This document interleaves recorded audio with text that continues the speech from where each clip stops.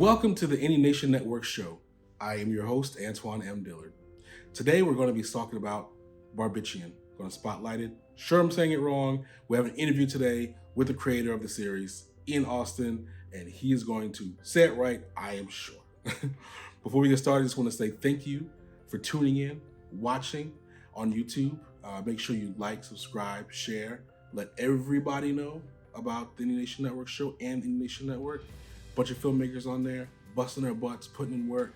We would love for you to go ahead and subscribe.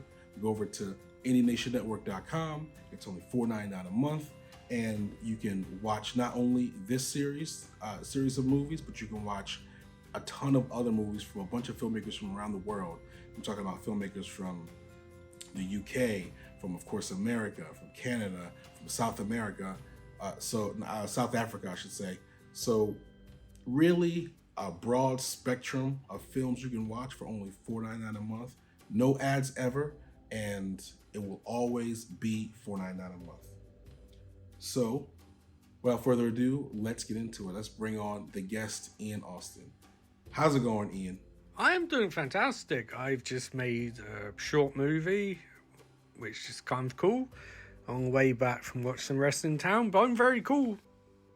And I'm very happy to be on the Indie Nation Network. It's an absolute pleasure to have you on today. Today we're going to be talking about the Barbatachtian franchise you've done. So am I saying that right? And also, what exactly is the series about?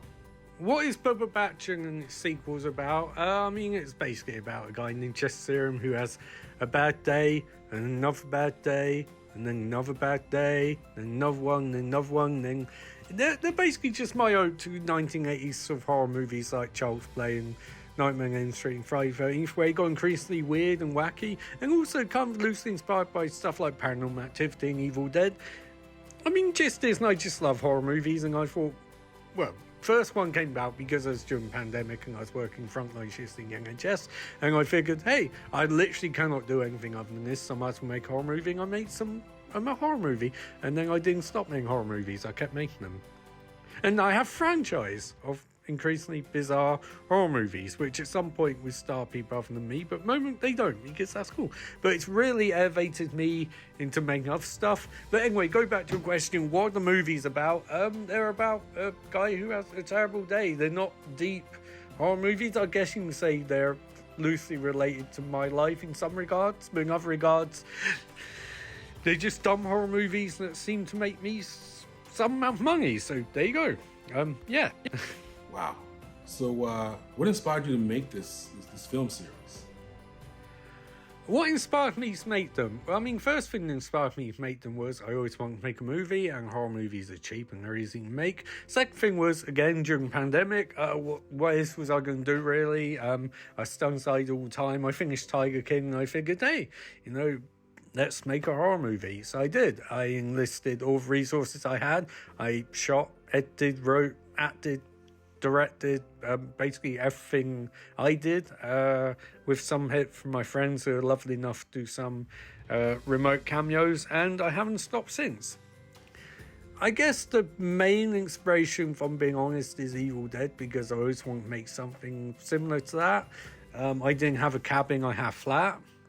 I didn't have effects, I couldn't really have too many people around, so I just shot the best I could, knowing that somewhat minimalistic approach worked best, and I went from races from there. And also, I suppose, a shout out to Bad Ben, the horror franchise, which is kind of similar, but they have slightly better production values and contacts and all of that.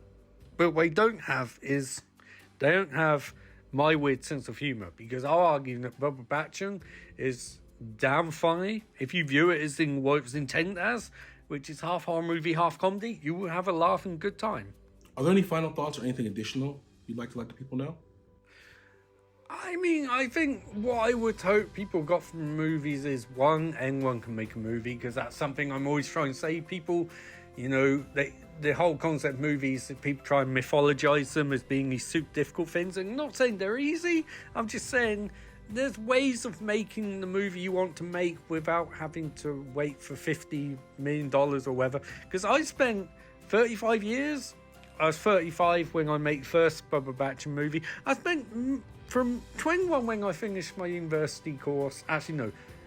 I did university, I did BA and MA. I spent all time off my MA not making movies because I thought I couldn't make them for a certain amount. And you spend all that time going, oh, why isn't Wade giving me anything? And if you just do it, if you just compromise and just use what you have to make a movie, it might not be Shakespeare, it might not be Coppola, it might not be Kubrick, but it would be a movie that you made, and you'll learn the most valuable lesson, which is the job of a movie director is to get it done. You're a problem solver. You'll probably not make the movie you wanted to make exactly. You'll have to do a lot of compromise, but that's an important bit to learn.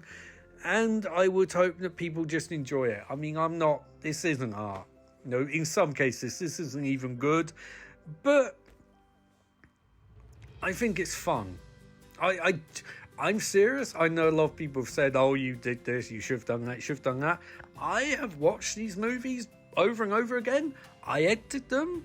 I released them. This is why I want it released. Now, I have aspirations for bigger movies, but I am fiercely proud of these. I'd never say they're great, but I am proud of them. And I think for a British horror franchise conceived during the pandemic, with still no money, I have done pretty goddamn well for myself out of these, and I'm very proud of them. And I think if you want a schlocky British horror movie reflecting a unique perspective, watch them. And the more you watch them and the more you pay for them, the more I might eventually get enough money to have other people in them. Stay tuned for Barbatachtian 7, coming soon. Thank you so much for being on the show. Thank you for having me on the show and chance to promote my Barbatachtian horror series, available now on the Nation Network. That was our spotlight on the Barbatachtian series. I'm never going to say that right. He said it so fast. I'm never going to say that right. But I can spell it right. Spell it right in the comments, and the title of the show is spelled right on Any Nation Network. So you guys go and check it out. It's really a fantastic experimental horror series, and it's good all around fun stuff. So if you like this episode, even if you didn't like it, share it. Let people know about it. There might be somebody out there that does like this type of stuff, and we would love to get more people on board. Just remember, the more subscribers we have, the more royalties these guys can get paid out, and the more they're just rewarded for the hard work that they've done. So please go out there, spread the word about this thing, and I will see you in the next 2 weeks.